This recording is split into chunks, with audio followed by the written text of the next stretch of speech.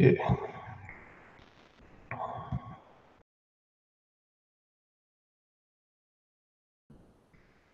All right, hey everyone, this is Ash. So I know this is a little bit of an impromptu kind of video live stream I decided to set up, but I've been wanting to kind of do this video since last week, but I wasn't really having time, just busy with other things for a while, so didn't get a chance to, and I was considering whether I should do it today or tomorrow because I wanted to get it done at some point. Is going to be a little bit of an exploration, really something I've talked about before in like various, either on Twitter or as on various other platforms, mostly with regards to what.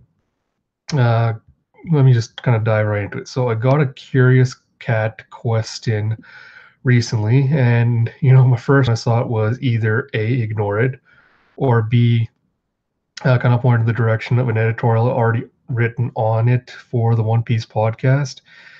And I was really kind of leaning towards the former because I get these comments every few weeks or so from someone. I don't know if it's the same people or just newer fans that find my feed and just wonder what my whole deal is. And I was really, really tempted to kind of ignore it, but I kind of decided instead, but maybe I should just make a video and kind of hash everything out so I can kind of clarify everything. And hopefully, if we can do that, then we can stop getting people to asking me the same question over and over again. And we can kind of focus more on other conversations in like the anime manga fandom.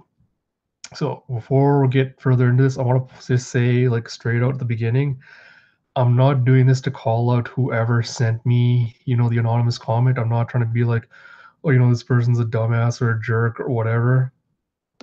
And I'm not trying to like, do this video just to rant at them. I just want to kind of put this issue to bed because, it really does distract me from all the other kind of things I want to talk about.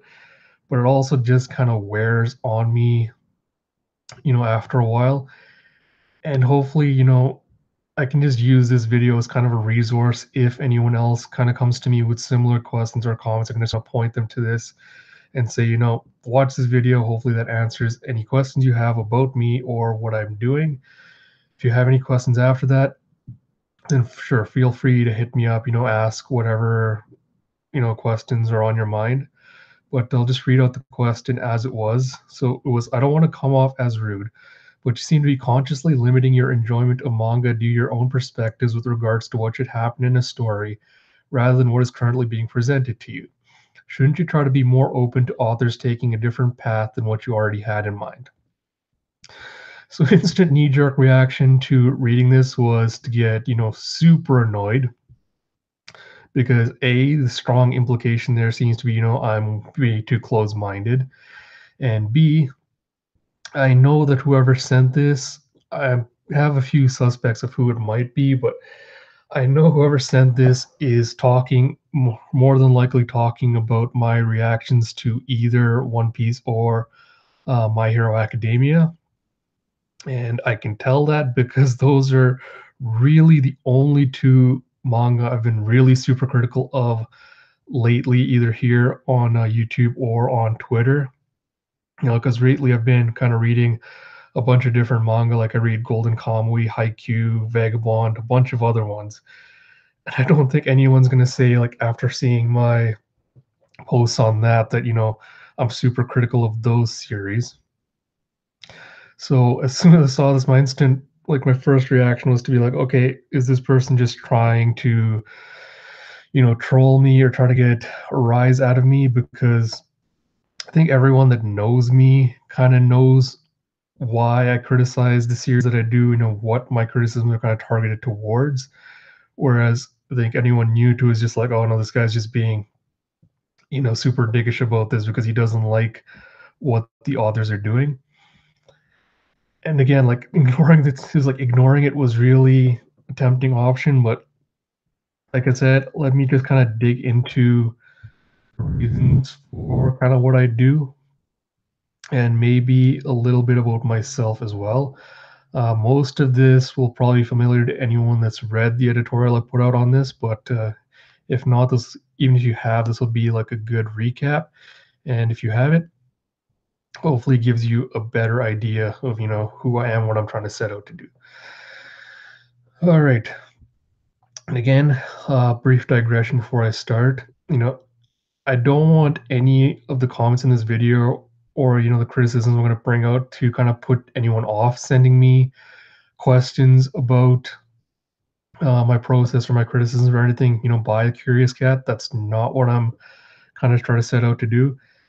By all means, please continue to send those questions. If you have, if there's something you think I'm handling problematically, or if you think my opinion on something is wrong, please do go ahead and, just send me a little comment saying, hey, I disagree with, XYZ comment on this. I see it as this way. And if you want to send it anonymously, that is totally fine with me. You know, this is kind of something I brought up when I made my initial introductory videos. I'm not trying to shut off conversations, within the fandom. I'm kind of trying to open it up. But, that doesn't mean just, toss any and all ideas out there. Like the one I got like a few days ago where someone is asking me if I was anti-white because I supported, Sarah Jeong and the whole kind of con- kind of conflict she's going through right now. Dumb questions like that, I'm just going to totally ignore because those are sent in complete ignorance. But if you send me a question, it is honest and you do want to start a conversation, I'm not going to just like offhand just cut it off. So just wanted to kind of make that clear. And apologize if anyone's commenting in the video right now. I'm kind of not looking at the comments just yet, so I might just look into that closer to the end of the video. So I apologize for that. So let's start off with something a little bit off tangent, but as I think most of you know, like I consider myself a crazy One Piece theorist, as it says in my bio, and unfortunately, that means a lot of people in the fandom instantly, like instantaneously, will use that against me because theorists in especially the One Piece fandom tend to have an exceptionally bad rap, and it's so easy for anyone that sees it to write off my criticisms by going, at my expectations for the story have been what's ruining it for me. And this really kind of hit the ceiling with the Whole Cake Island arc in One Piece because I've only been actively involved in the fandom for about 2 years now, like literally just 2 years. And I became an editorial writer for the One Piece podcast within the same time frame. And within that kind of thing, I've been a theorist for only maybe a year and a half. So it's kind of been my discourse and like, my involvement in the fandom has been kind of exponentially rising over the 2 years. And, Whole Cake Island was kind of the first time I was really heavily into fandom discourse. I feel like, yeah, it did kind of skew me a little bit with regards to my enjoyment of the arc and of the series, but is that the only factor that kind of caused all this? Not really, but probably kind of get into that a little bit later. So why did I become a One Piece theorist is probably a good question to start off with. So I used to be, I wasn't involved in the fandom discourse until about 2 years ago, but I was kind of lurking, in a lot of the online forums and like watching the YouTube videos. So I used to read the comments on like Arlong Park and the One Piece forums, and I used to watch YouTubers like Rogers Base, Joy Boy, and I liked watching theory videos and ideas because I like, the speculation aspect of fandom. The idea of searching out different ideas, different perspectives from fans, and trying to kind of speculate on what the influences, inspirations for characters, locations, everything could be, because it kind of expands your imagination beyond, well, just thinking, oh, well, I'll just wait for Oda to tell me what's happening. Because, I'm not blaming anyone or like saying, like, oh, you're a boring fan if you don't like speculation. Like, I know some people are just like, no, I don't like speculation because it ruins their enjoyment of the series. That's fine. Not going to call them out for that. But, to me, it's kind of like, the Easter egg, like looking for the Easter eggs in the games. It's a way for you to try to find out, like, all the little clues and hints that the authors put into the series and see how well, you can really kind of dig out what they're trying to tell you, what they're influenced by. And like I said, like, this is the first time I actively tried doing this, and like my first theory prediction to come true was a doozy because as far as I know, I was the only one that called, Mother Carmel being a slave trader. I don't think anyone else in the fandom actually called that. And oh boy, it was such a high when when you figure that out, that when you got a theory right, the sense of accomplishment that it gives you, especially when you're, suffering from a lot of like self-esteem issues and like self-confidence and just, having crippling self-doubt, anxiety, and loathing. Like, just the fact you're like, oh, I managed to actually call something correctly that no one else predicted was a really good was a really good feeling. And I know it's kind of a sense of like, well, is it just a case of, you know, was it a one-off? I think was the thing that kind of plagues me after that, because this is something I want to kind of get into a little bit later as well. It's like, my theory started off as a fun way to kind of kind of guess, I guess, where Oda was taking the story. And it feels like after that, it's kind of evolved into not criticisms really, but more analytic, like trying to analyze this story. Because, like, in the past year or so, I've kind of become more interested in just the art of storytelling and, like, what the techniques the authors use, what techniques they use, how they write, and, things like that.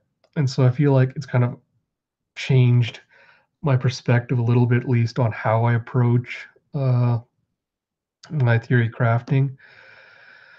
But, just to take a step back from that, like, I think a lot of fans speculate that the reason I didn't like Whole Cake was, I came up with a lot of theories, like week to week. I was tossing out like so many ideas.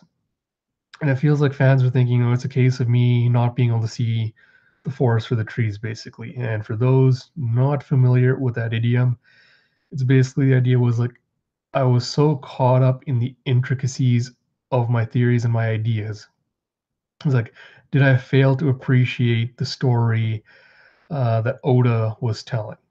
And like I said before, I suffer from massively crippling self doubt, anxiety, and loathing. And it really, really takes a toll on you psychologically when, every editorial put out, 90% of the comments will be like, oh, all you SJWs, social justice warriors are trying to ruin everything. It's like, oh, I don't like your ideas. Your ideas are dumb.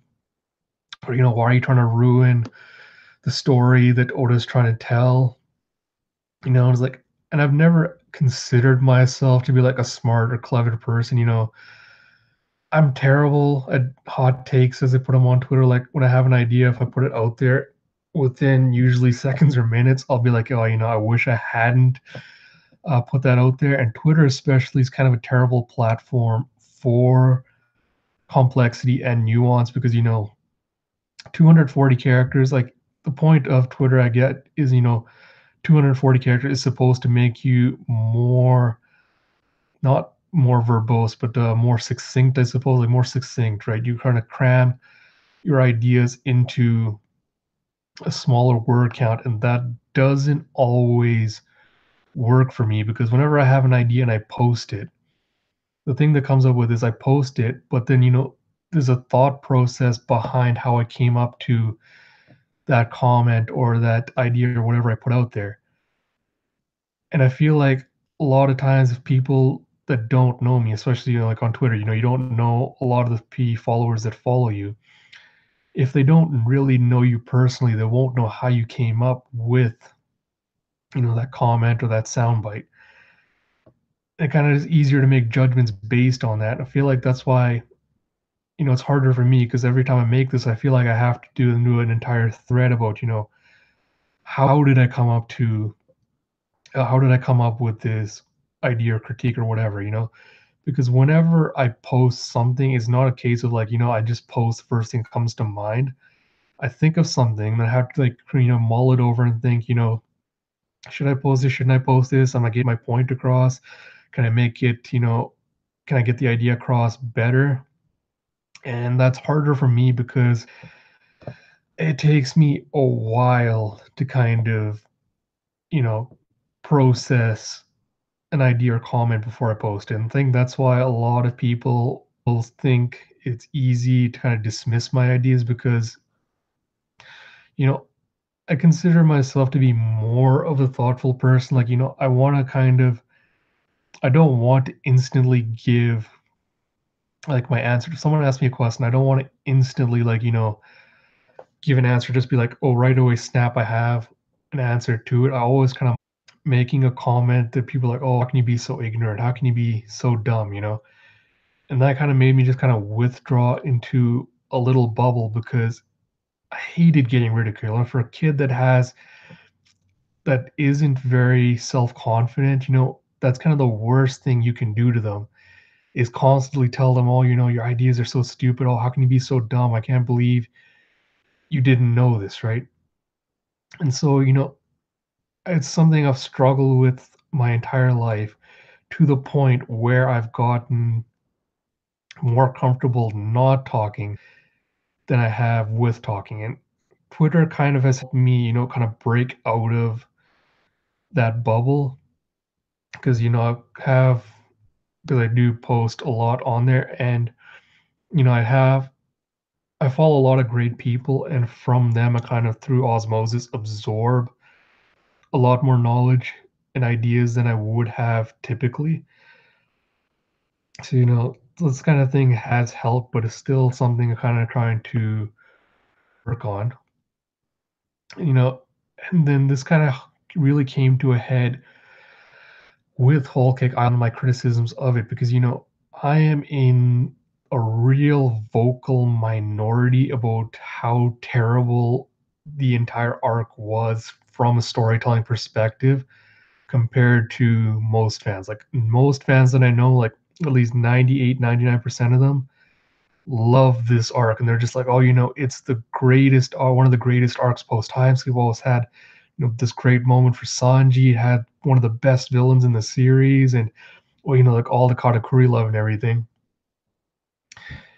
And hearing that like so many times, like hearing people saying like, oh no, you're wrong, no, you're wrong, your criticisms aren't valid, really hit home for me because it's just like, okay, I started doubting myself to be like, do I know what I'm talking about? Or am I just talking out of my ass here and I'm not really am letting my personal feelings, for this arc and my theories kind of really, influence my take on it. Because I'm going into Whole Cake Island, I kind of went from having no expectations for the arc to, 100% starting to wonder, oh, what could happen with this arc, wanting Oda to address certain specific problematic elements of it. And that's again something I still do want to talk about in an editorial I'm going to write. But I will admit, at the beginning at least, it did influence my feelings on the arc going in. But now having gone back and, rereading it several times and having done my research on, writing and that stuff, I can say with a little bit more confidence now that I am more assured in the fact that, it wasn't a good arc, but I'll kind of get into that, the reasons of like, how, why, and all that in editorial I'll be porting out later. But the thing was, like, when I started off theory crafting, like I mentioned earlier, my initial intent was, of course, to be like, yeah, can I predict what's going on in the story? Can I be the guy that, sees what no one else can see? And over time, it's kind of morphed more into a test of how I can understand story structure, character growth, and then character growth and development, and the authorial intentions. And then I think the problem is you struggle with the idea of, what makes a good story, because that's one of the biggest criticisms I tend to hear about my theories is, fans telling me, how can you say your ideas are better than someone else's, or, what makes you think what a good story is? And, also the idea that you can't predict the author's intent because they can do anything. Like, Oda says before himself, where he's like, I don't want fans to be able to guess where my story is. That is, as a writer, I can understand that sentiment to be like, I don't want my fans to ever think my story is boring. But at the same time, to conflate that with the idea that, well, if a story is predictable, it's inherently boring, I think is kind of bullshit. Predictable, it's inherently boring, I think is kind of bullshit. Or the idea that, oh, for a story to be good, it has to be constantly surprising you and being like, oh, you never saw this coming, you never saw this coming. I think that's one of my biggest criticisms of Oda's work post. But, again, like point another idea to say for probably the editorial, but, the idea, I think theory crafting, is pointless because the author will do what they want, right? They have their own preferences, they have their own ideas, ideas. And yes, we don't really like we can kind of tell what Oda and from his work as well kind of gives you an insight into, what kind of person he is. Question of how authentic is the man, that you're kind of seeing through all these, and how well can that idea really influence your ideas of, his storytelling. And so I feel like that's why it feels like theory crafting gets looked down on a lot, is like, well, you can't, if you don't know the person really, if you don't know what their thought process is, you don't know what their values are, how they're raised, all these things, you can't really predict how they're going to approach any one subject. And, and my absolute favorite comment that you get from this is, stop imposing your Western values on their culture. And, you have to realize their culture is different, and so is their perspective. And really, the idea that, if you don't like something about a series, you should just either stop reading it, admit that it's not for you and just move on, or just accept it, flaws and all, and, just accept that this is what it's going to be. And I kind of really hate a lot of those ideas. Before I forget, no, my absolute favorite criticism, the one I got actually a little months ago recently, was, the idea that because an author has had to struggle to, get to where they are and published it, and so we shouldn't take away their creative license to talk about whatever they want, because by doing so will be somehow, silencing their voices or ideas or whatever. But I think a lot of the problem with that is, like, everyone says, okay, you can't tell objectively, you can't tell what makes a good story. But the thing is, yeah, it's not completely subjective though. Like, there's things like technique, style, whatever author, the content of the story the author writes, genre, all that things. And objectively, people will flock to, different subjects, and what appeals to one person may not appeal to another.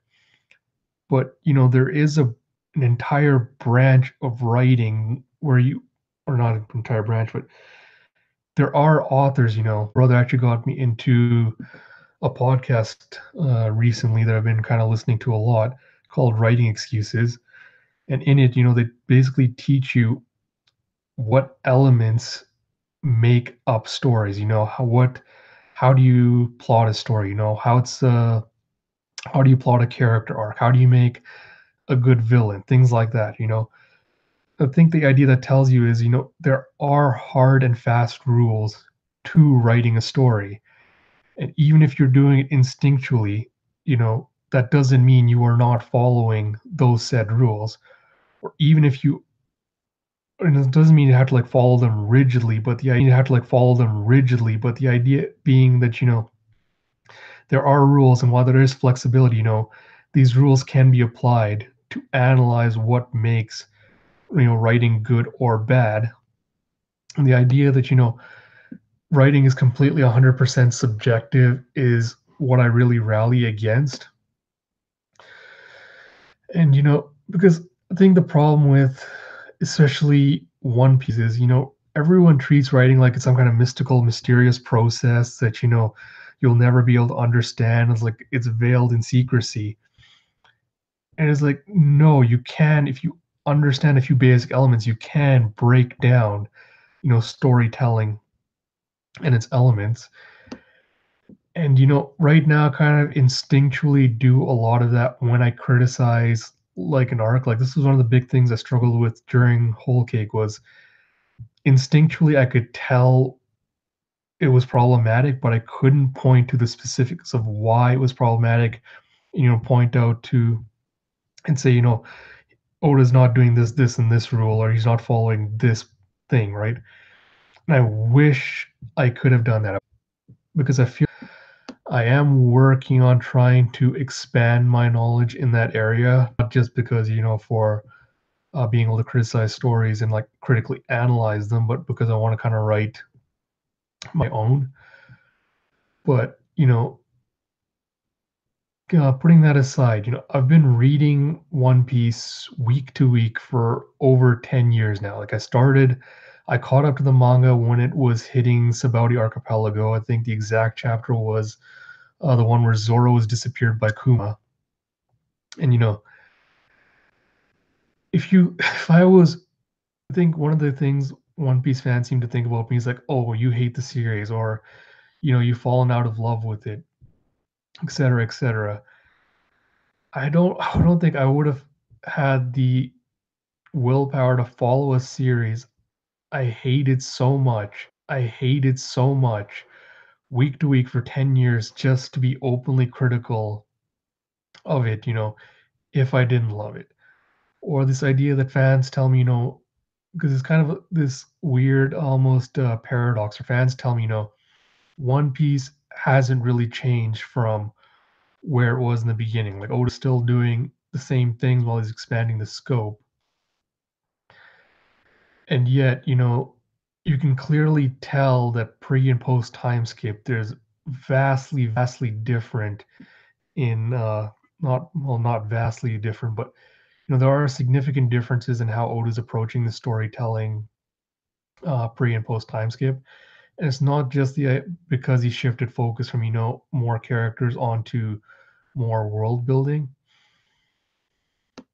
but it's become a question of fans are like, oh well, maybe you just fallen out of love with the series and it's just kind of time to move on because it's not what you love anymore. But if it hasn't really changed significantly from what it was when it started to now, then how could I have fallen out of love with you know the series like that? And I guess part of it can be explained away by the idea that I wasn't as quote unquote woke when I first started reading the series, or even when I joined Twitter, 2 years ago. And ever since then, being exposed to all the different ideas and criticisms and everything has significantly altered my perspective on the series from when I first started it. So, am I more hypercritical of it now than I was back then? Yes, but when I go back, I've reread it at least 2, 3 times, I think, since I joined this platform, and, going back to a lot of the pre-time skip stuff, like, I can look at it and say, "Yeah, there are problematic elements to the early parts of his work," but I still love a significant portion of a lot of early One Piece, and I don't get that same feeling with, a lot of the post-time skip stuff. So is it a case of me not being in love with the series or having fallen out of love with the series because I've become aware of its flaws? I don't really think so. I think it's more of Oda's style has definitely changed and it really isn't for the better. Like I said, I'm kind of longer than that, but I am hoping, because I am going to be doing a reread of the series over the next month or so, probably while I'm on vacation. Alert, I probably won't have access to internet, so unfortunately won't be able to post thoughts right away during the weeks when I'm reading it. But I hope when I get back, I can reboot my thread, and hopefully by going through it, I can pinpoint exactly what the significant differences are between pre and that rather than be logical. But I'm going to try to do my best. And so, back to again the theory things. So the other thing I think a lot of fans speculate about my, theories when I come up with them is like, is it just me spontaneously coming up with this and being like, oh, this is a cool idea, or this is what I want to see theories and just, randomly posting it? Obviously, part of it is like part of it is me wanting to see elements of what drew me into this on, and me seeing a lack of it now. But whenever someone comments with the idea like, oh, oh, I don't like the theory, or your theories are like trying to ruin One Piece. The thing is, like, I try to some of my theories, yes, they do push the envelopes of, what Oda has done before. I do try to get a little bit creative with what he's trying to do, but I don't think I fundamentally go against any of the themes One Piece has ever presented, in the series. And I don't know if that's just not coming across or it's just like fans not getting that. But when I come up with the theories, it's not just me going, that really is what ticked me off about the anonymous commenter's comment is like, you know, if Oda tells me a good story, that's really all I'm asking for him. Like, I know I come up with it's a hard place to find a balance because the amount of time I spend speculating and thinking about my theories, all the effort I go into putting them out there and writing up editorials for them, it's hard not to get invested in my ideas. That being said, if Oda comes up with something else, presents it to me, and if I'm able to look at it and go, either A, love the series like I used to before, I'm not pretending to be objective when I'm critically analyzing a story. Like, it's something I am working on, but I don't read stories for to review it for like a magazine or something, or to objectively try to get someone else in. I do it for fun. Like a lot of what I do, story, a lot of the stories I read, I do for fun, right? And so when you have, author bringing in a controversial idea like My Hero, because I can accept, yes, it is a complex issue, and he is kind of addressing it with the kind of nuance I was hoping he would do, you know. So despite my own personal feelings on not liking the fact that, Todoroki's kind of trying to, if not forgive his father at least willing to give him a chance at redemption. And I can understand that. You mean like I always hate it when I see these kinds of stories where it seems like a character's making the dumb decisions, like, oh, how dare you forgive him for everything you do? Why can't you just walk away and just cut them out of your life? Because I kind of feel like in a lot of these complex issues, I want everything to be, black and white, good and bad, and kind of make it a clean divide. And, after looking at my own like personal issues with it, I can respect the fact that there is a gray area and, there are nuance, there are nuances to the issue that need to be addressed. So I'm not completely devoid of objectivity. And I get, this is a fine line between like valid criticism and personal dislike. Whole cake was a really good lesson for in that regard. So, it's something I'm working on and this anonymous commenter, maybe a lot of others probably think of me. I do try to keep an open mind with any series I read, the ideas that they present. But there are problematic views, within the fandom that kind of make it a little bit hard for me. Because I think the problem is a lot of fans tend to deify authors a little bit. My Hero Academia, One Piece are really, by virtue of being as popular as they are really the most guilty of this.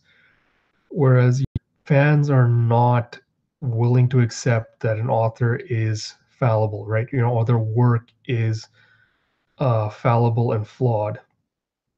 It's like it's tempting. It's like this is the other one thing I hear is it's tempting to think that because sorry, I'm trying to figure out how to phrase this properly, but one of the criticisms with my theorizations, like the idea that how can you know what the character needs better than the author does? It's their story. They're the ones who created these characters, right? They must fundamentally understand them better than you do. And and because of that, they must know what the best story to tell is. Like you agree with them that this is the best story to tell, but of course they're the author, they know what they're doing. But I think the problem with that is authors are just as susceptible to being biased and lacking objectivity, as anyone else. And part of being an author, is the importance of learning those skills, of learning to be objective about your work and learning not to always include your biases, in what you write. Not saying that, especially for the latter, that you can't, put in your own views and things and let it inform your work, because yes, all art is political, as multiple people have already said.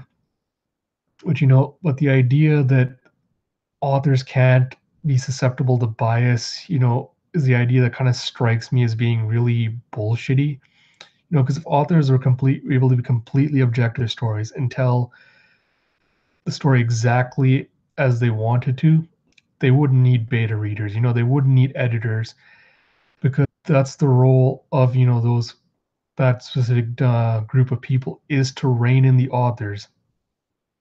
Until get them to kind of question the idea of is this really the perfect good direction taken in? Is this an idea that you should be exploring in your work? And I feel like the problem is when you become an author like Oda and you get to a point where you get unbridled, unrestricted creative freedom, you tend to lose that objectivity. And especially when you're surrounded by, editors that basically become kind of yes men and they kind of just, like give you free reign. I feel like that's when your work tends to suffer is no one's kind of reining them in and telling them to focus. Now, is this what's actually happening with Oda? Like, are is actually, kind of failing to rein him in? I don't think so, but I think he gets away with a lot more than a typical anyone else would, just because of his influence and who he is. And this is the other idea I kind of want to talk about is being an author or creator. Yes, you can write about whatever subject you'd like to write about. You could write about other cultures. You can write about people and perspectives that aren't your own or aren't informed by how you grew up. But the problem is that doesn't mean you get to write whatever you want, portray it however you want, and you just tossed out there in the name of creative license because stories and words have power, and you might think that you're not harming anyone by putting out a problematic storyline or a problematic stereotyped character in your works, but you're not the one that has to typically deal with the fallout from that. And if it was just one person, like if Oda was like, let's take Oda's sexism for example.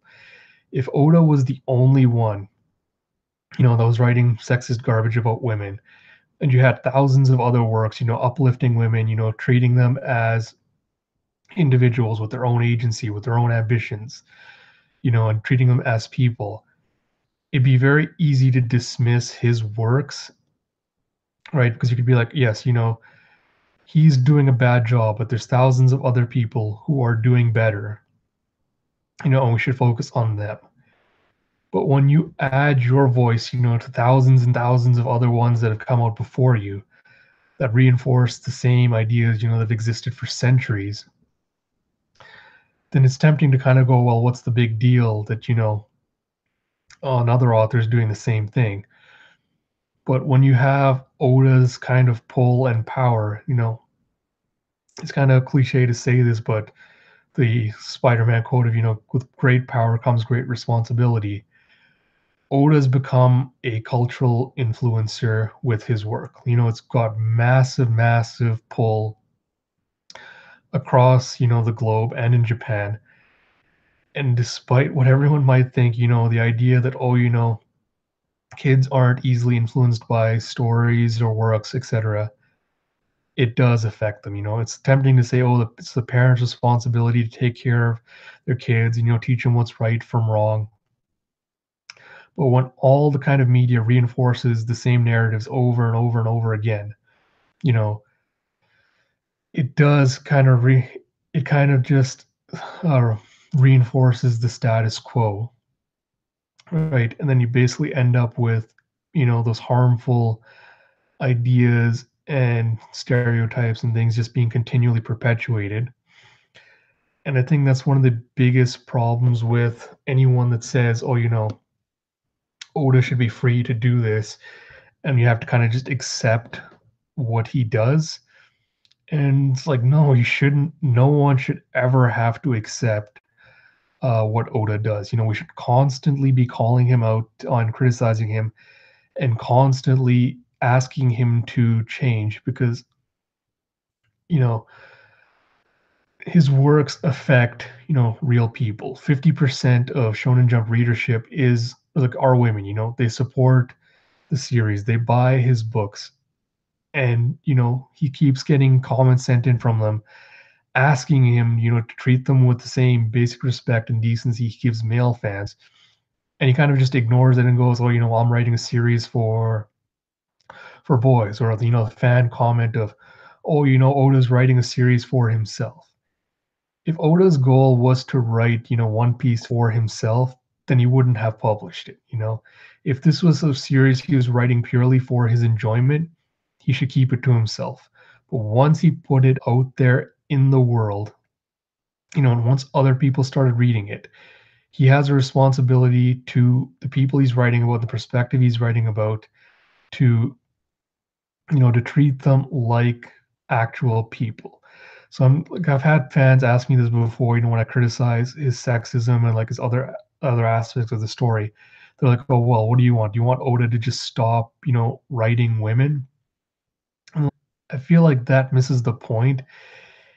in that authors, if you, a really good author shouldn't just write about, what they know about. They should write about other people and other perspectives, but they should do that from a place of, mutual respect, not just kind of deciding to write, what they feel like.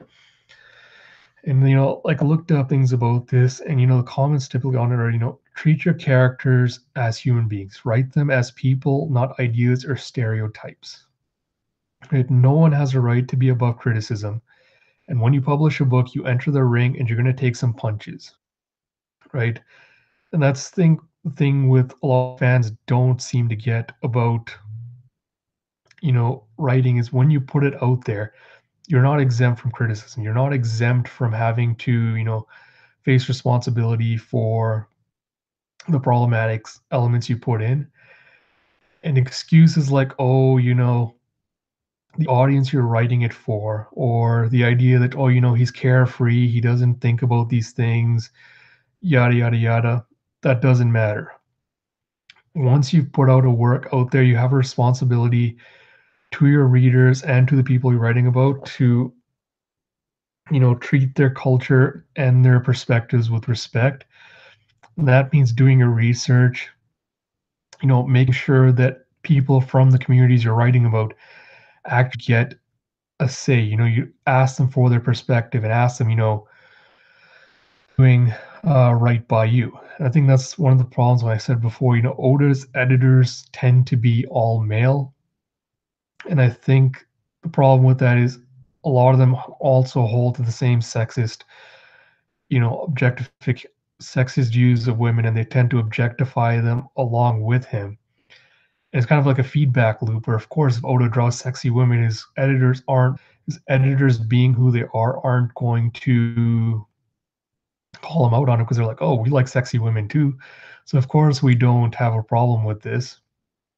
But it's all just making excuses for what the author is doing. And I dislike that,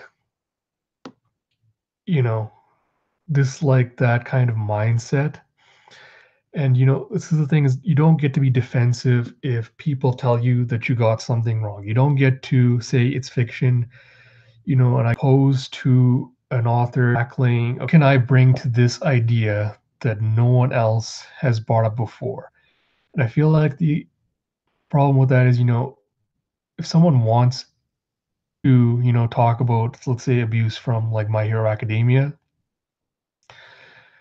that's fine as long as you have done your research and you're trying to make a unique point, that speaks to your own voice.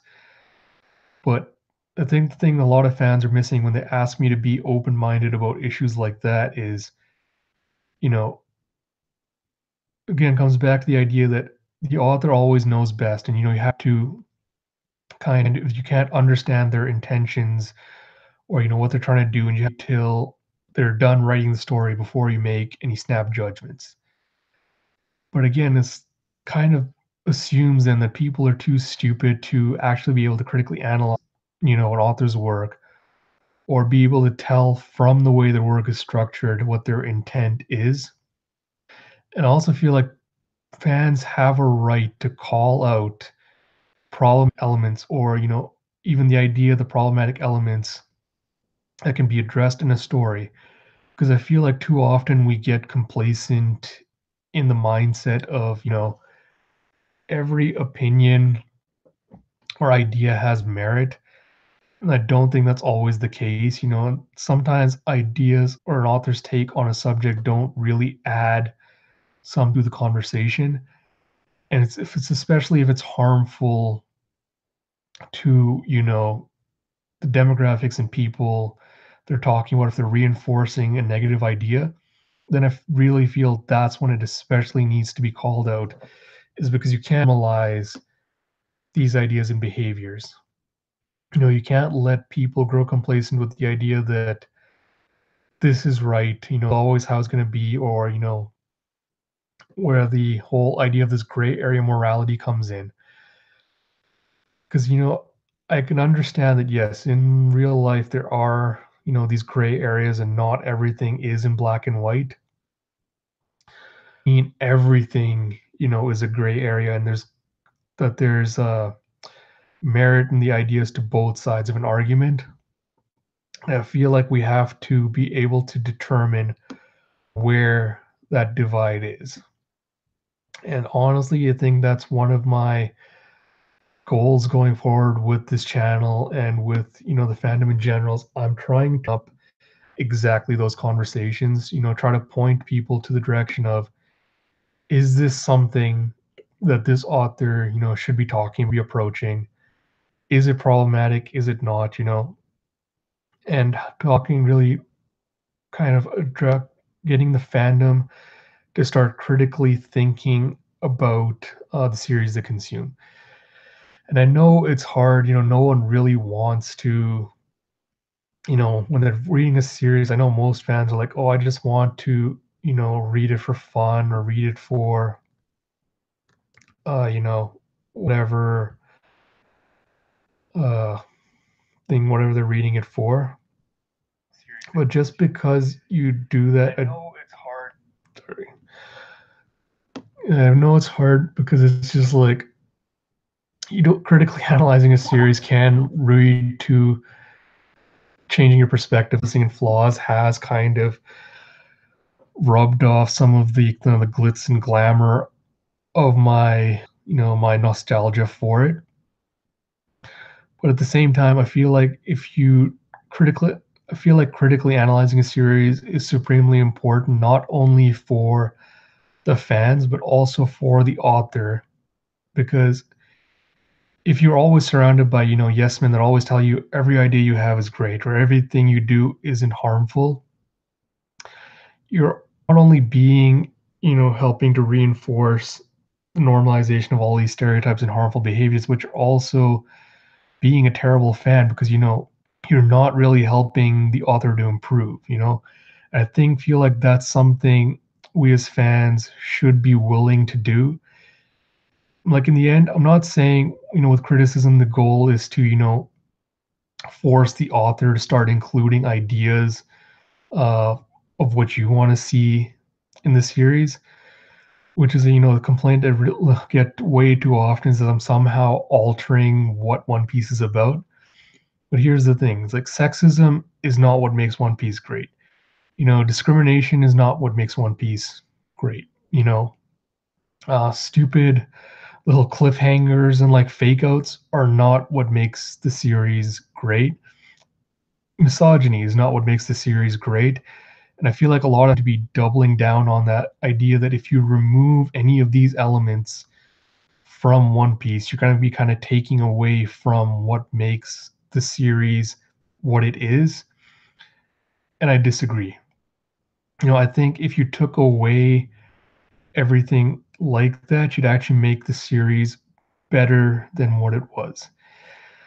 And honestly, like I know most fans don't like, a lot of my ideas for theories and whatnot, but I feel like it could at least help expand your perspectives for what is and isn't possible in this series, what ideas it can explore.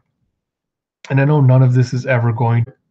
One Piece could be greater than what it is, but not if we're only willing to take, what Oda gives us. And I know it's hard being, an overseas fan. It's like, what can we really do? Like it feels so powerless because, Oda is one stubborn bastard and he has not responded well to, fan criticisms from within Japan itself.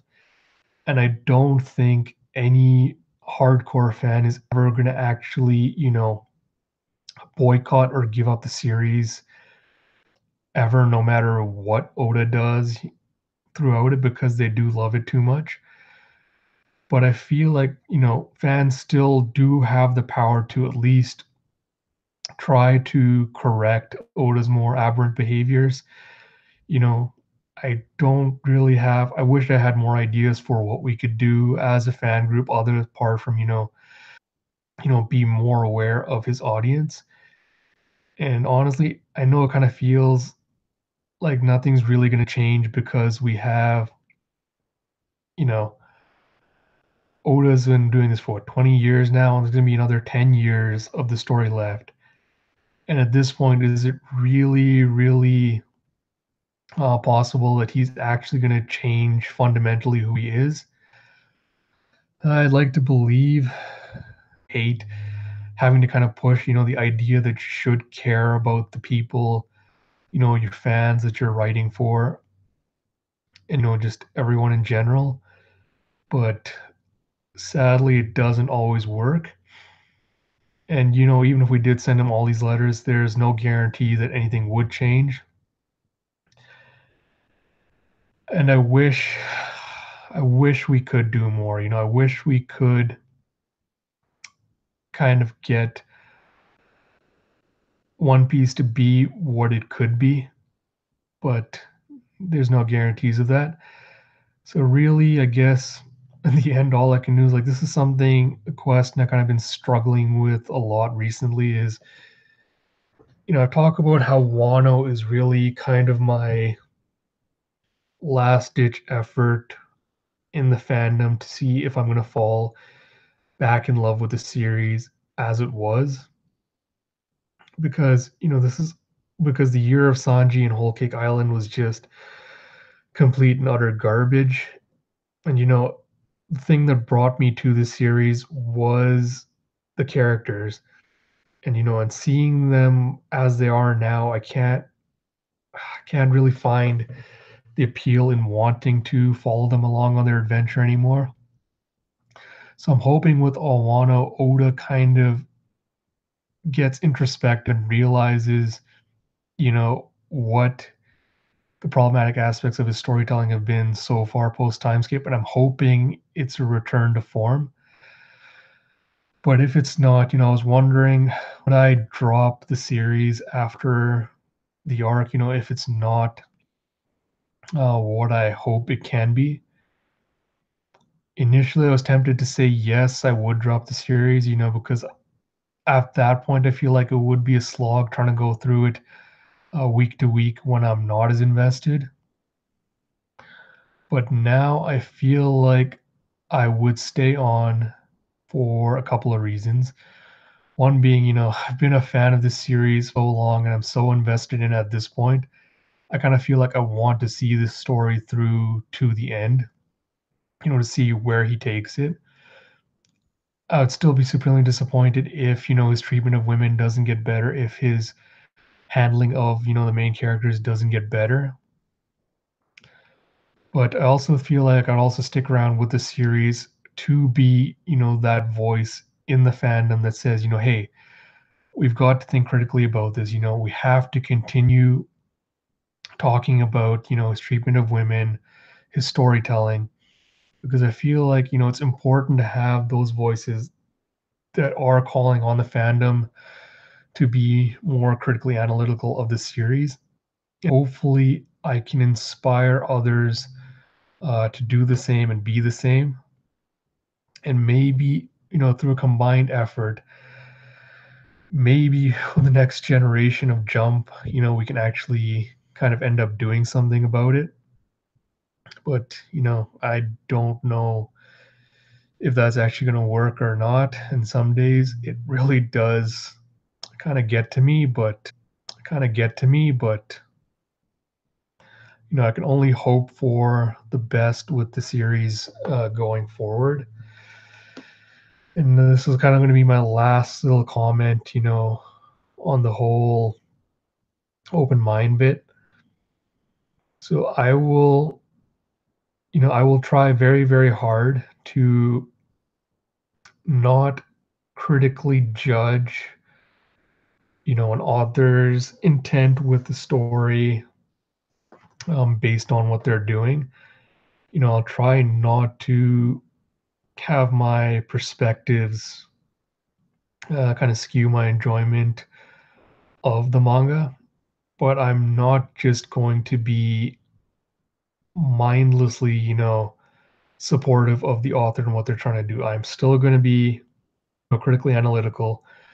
I will still call out problematic elements in a story if I see them, not as the way to be like, oh, I don't like this storytelling element, so it shouldn't be included in the story, but more in the sense I want people to be aware that, you know, this is something problematic, could be handled badly if it goes this direction. As long as they're aware of that, I think I'd be okay with it.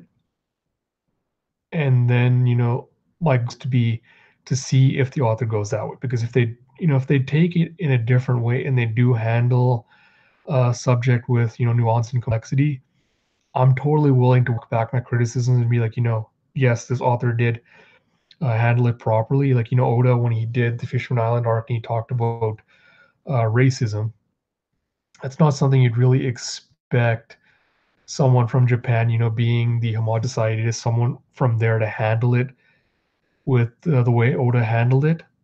And he did a good job, So things like it, so it is possible, for authors to tell stories from, different kinds of stories in anime and manga. But, it's kind of a delicate kind of balancing act, and it's going to be hard to find that line to kind of walk.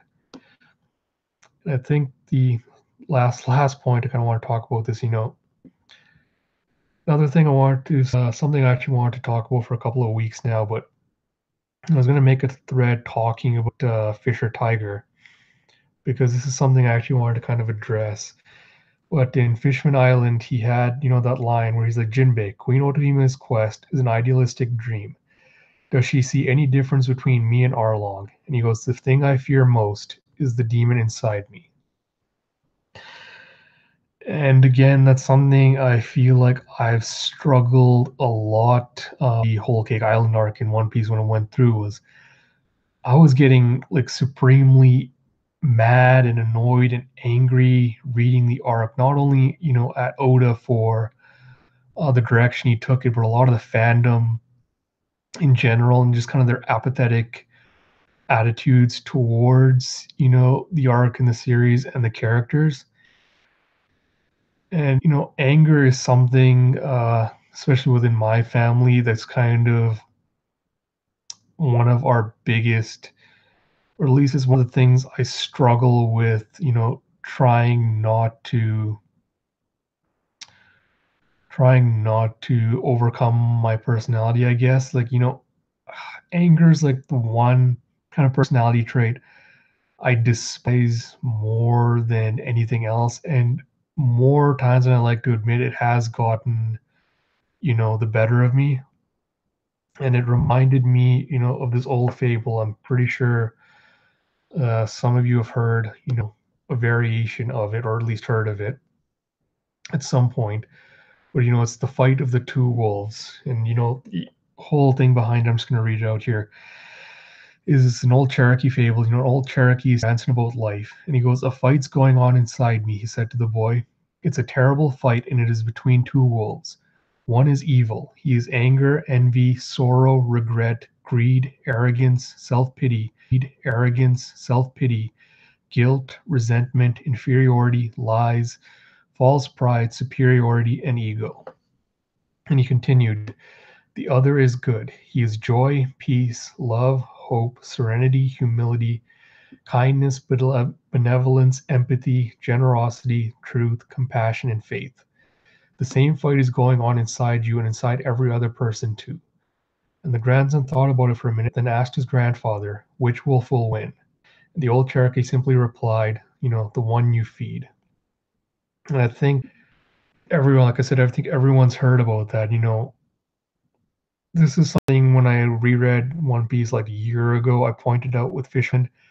Strong, a big reason that it spoke to me, and Fisher Tiger's character kind of spoke, is this idea of fighting, the internal fight you always have going on inside yourself, or where you try not to let the bad side kind of overwhelm the good side.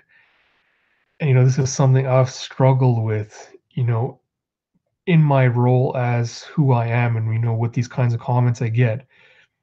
It really does kind of take a toll on me because, I'd like to think that I am doing something, positive and good for the community. And when you get all this blowback, on you a lot, and a whole lot of with the whole Cake Island arc, I felt a lot of like anger and resentment and all of these things towards it. And I feel a lot of that, towards Oda. And I kind of try not to let that get in the way of my criticism. And that's something I struggled with, with Whole Cake Island was how much of it, how much of my criticism was those feelings, like the negative feelings, kind of like overwhelmed perspective on what I saw, and how much of it was, actual legitimate criticism. And that's what I actually came across a different ending to it, and I wanted to share it here. So in the Cherokee world, however, there's no the story that ends this way. Amply replied, if you feed them right, they both win. And the story goes on. See, if I only choose to feed the white wolf, the black one will be hiding around every corner, waiting for me to become distracted or weak and jump to get the attention he craves. He will always be angry and always fighting the white wolf. But if I acknowledge him, he is happy and the white wolf is happy, we all win. For the black wolf has many qualities: tenacity, courage, fearlessness, strong willed, and great strategic thinking have need of at times that the white wolf lacks. But the white wolf has compassion, care, strength, and the ability to recognize what is in the best interest of all. Sees on the white wolf needs the black wolf at his side. To feed only one would starve the other, and they will become uncontrollable. To feed and care for both means they will serve you well and do nothing that is not a part of something greater, something good, something of life. Feed them both, and there will be no more internal struggle for your attention. And when there's no battle inside, you can listen to the voices of deeper knowing that will guide you in choosing what is right in every circumstance. Peace, my son, is the Cherokee mission in life. A man or woman who has peace inside has everything. A man or woman who is pulled apart by the war inside him or has nothing. How you choose to interact with the opposing forces within you will determine your life. Starve one or the other, or guide them both. And honestly, like, I've been thinking about this for weeks now, and it is something that speaks to me a lot, not only, for personal things, but also for what I'm trying to do with my channel and just my Twitter, feed. And, I'm hopefully going to be able to find that balance at some point. And I hope, it's something that I can achieve. And I hope, by doing that, I hope I do reach a point where, I am able to separate my kind of personal feelings and be objective about the series that I try to analyze. But, like in the end, like I said, in my introduction video, my goal is just to start conversations about, storytelling and inclusion, because that's really all that I'm fighting for, in these two series, is the idea that, stories are for everyone and should include everyone. And diversity and inclusion has always been, especially One Piece's greatest strengths. And I really want, Oda to understand that and hopefully realize how much, his actions are hurting the people that read his series, inadvertently or not. Like someone asked me once, do you think Oda like hates women, or is he inherent? Is he doing this? Is he doing this out of spite or knowingly? I don't think he is, but at a certain point, it kind of reaches. At a certain point, you have to question, how long can you stay ignorant of, the issues that you're facing, and how long because Oda does get fan letters, whatever, from female fans, asking him to be more respectful, and he kind of just stubbornly doubles down on his idea. So, so when does that kind of reach into the fact where he's being you know, willfully hurtful? And I wish it was easier to have fans, care about other people, and I wish it was easier for people to understand that criticizing a series doesn't mean that you're hating it. All criticizing a series is saying, this thing isn't perfect, and here's what it can do to be better. And that's my only goal with anything I toss out there, is to kind of throw out the ideas of how can this series, you know, be better. Because that's really all I want, is for everyone, every single fan, no matter demographic, orientation, whatever, I want them to be able to enjoy this series and love this series as much as I have. And I really hope that this latest arc kind of brings it back. And with that, I think I will cut this stream off there. I hope it was informative. If it got a little bit rambling, at the end. And yeah, hopefully, if you have any more questions about this, if you have any counter arguments or counterpoints to make, always feel free to send me a question either through Twitter, or if you want to do it anonymously through the CuriousCat, that's fine as well. I hope you all enjoyed it. And just looking at the comments, so Jotaro said there are 600 great chapters and 300 good but not great chapters. That's a fair point. I know someone else has also commented asking me, does the 300 bad chapters kind of diminish the 600 good ones? Not really, but the question isn't, the ratio of bad to good chapters for me. And this is kind of another idea I want to address in an editorial I'm going to be writing, but it's not, whether things or people are allowed to be flawed, but the idea of, can they understand how their flaws or their actions can hurt someone else? And are they showing a willingness to learn and improve and change for the people they love? Which is the thing I'm not seeing from either Oda or the fan. Like, a lot of fans acknowledge that, Oda's works are harmful and have problematic leanings, but they're not really willing to go much beyond that, actually talk about how we can change or improve things. But that's not a conversation I can just have by myself. Kind of need to include, we as a fan kind of need to think about that. But again, another day. So I think I will cut it off there. I hope you all enjoyed it. This is going to be my last video for a while. I'm going to be heading out on vacation this Friday, and I'll probably be going dark for at least 3 weeks because I won't have internet access. I'm hoping to have a bunch of work done when I'm there, though. I'm trying to have at least 2 editorials ready, and when I get back, I'll hopefully be able to publish it right away.